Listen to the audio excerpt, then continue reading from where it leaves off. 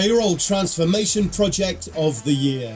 Our nominees are Cambridge Education Group, Ambius Verage AB, Improbable Worlds, Ramco Systems, TMF Group, Trayport.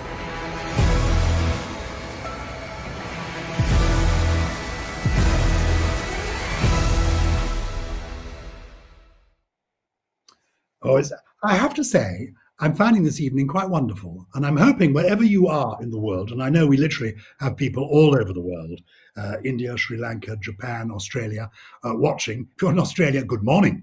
You may think we're drinking a little bit early in the day. We're just enjoying it. And we're trying to say, I don't know what they say in Australia for cheers. I know that, I think in Croatia, they say something like, "Nazdravi." In Estonian, is it 26 in Estonian?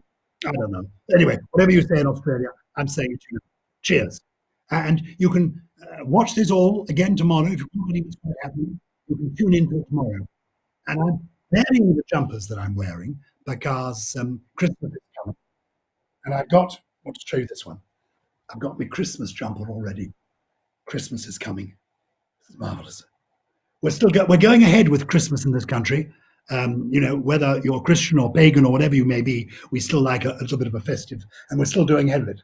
Some people I know postponed Christmas for 3 months, but we're having our Christmas now. So let me see, are we ready for our next?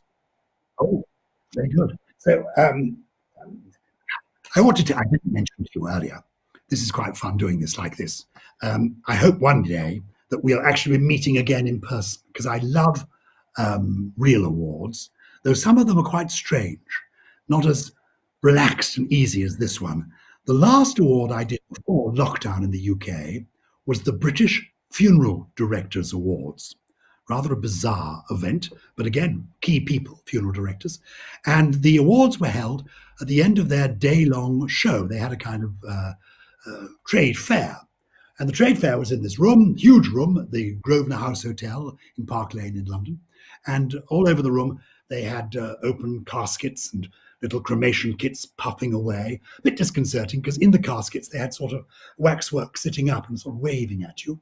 And they had new modern type of coffins. There's a lot of eco coffins now made of cardboard and biodegradable materials, including one made of paper. It was like one of those little, remember as a child, you could make a little sort of thing, a paper, origami thing, and it would open. Grandpa, now you see him, now you don't. Anyway, at the end of the day, they cleared all this away, they laid out the tables, and we had the awards ceremony, the British Funeral Directors Awards.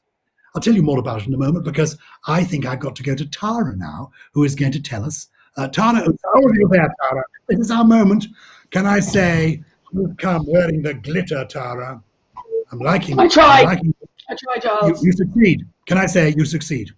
And I like the fairy lights in the background too. You look properly Christmas tree. Now, look, Tara, you're the Chief Marketing Officer at Imedis. I'm right there, aren't I? Imedis. Yes. Tell me, actually, thank you for being a sponsor. Why were you keen to be a sponsor this year? Well, I think we're really happy to be part of the awards, and Mel and Hayley have done an incredible job. I think 2020 was really rough for everybody. I think we all agree with that. But I think, today is Thanksgiving in the US, and Giles, I saw your beautiful poem this morning on Twitter. So I think there's a lot to be thankful for. We've got 3 vaccines coming, more hopefully in the new year. So I think it's a great opportunity to say thanks to all the global payroll people, because as you said earlier, it is a thankless job sometimes, and everybody just assumes it's going to be okay. So we're really happy to sponsor the Transformation Project of the Year Award. Good. Well, that's lovely. Thank you for liking the poem. I might, if there's time, I might share it with people a little later. It's and lovely. If you are in America, happy Thanksgiving. Happy US Thanksgiving. Actually, and Charles, before we get to the award, could we ask you a question about The Crown? About The Crown? You can, of course. The Crown is a TV series on Netflix. Everybody's seen it on Netflix. 96 million people. So tell me, how real is it? Well, what it is basically a soap opera, fiction, very glossy, based on real events. But there are so many, it's based on real events, but there are so many inaccuracies in it. If, like me, I've been lucky enough to meet members of the royal family, and I've written 2 royal biographies. I spent a Yes. lot of time with the Duke of Edinburgh, for example, when Mhm. writing a book about him and the Queen. And he is a stickler for detail. For example, when I sent him the proofs of my book, he said to me, "What's this you've got in your book about saying that I served on HMS Ramillies during the war?" I said, "Well, you did, sir. You gave me the logbooks. You did serve on." He said, "I didn't serve on HMS Ramillies." I said, "You did, sir. I've seen the logbooks. You served on HMS." He said, "I did not serve on HMS Ramillies. I served in HMS Ramillies. You don't live on your ship, do you? You live in your ship." So Wow. if he'd been watching it, which he wouldn't have been, because interestingly, the Queen and the Duke of Edinburgh, one of the reasons I think they've lived so long and are so happy is they're not interested in themselves. They don't look into that. Absolutely. They don't watch programs about themselves. They never have. Yeah. In fact, the Duke of Edinburgh once said to me, and I know he said it also to some of his children, "Don't talk about yourself. Nobody's interested in you. They really aren't." Yeah. And the psychiatrist I mentioned earlier, Dr. Anthony Clare, he once said, "The more you talk about yourself, the more you drive other people away." And I think that's what's wonderful about tonight. Your business is looking after other people. It's actually making sure Absolutely. that other people get paid on time and correctly. So it's time for you, Tara, to reveal who the winner is. I have the gold envelope, and I'm delighted to announce that the winner of the Payroll Transformation Project of the Year is Cambridge Education Group.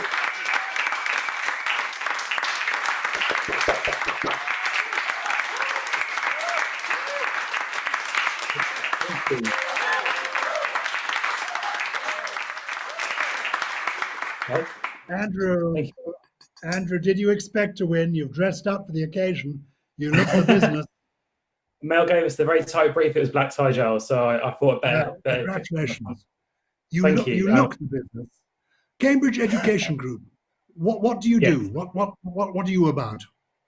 Well, we do 2 main things. One of them has come really into its own this year, which is online postgraduate degrees, and runs courses for online degrees, which obviously this year has become key in delivering education in a COVID world. So we've supported the business by helping that grow this year.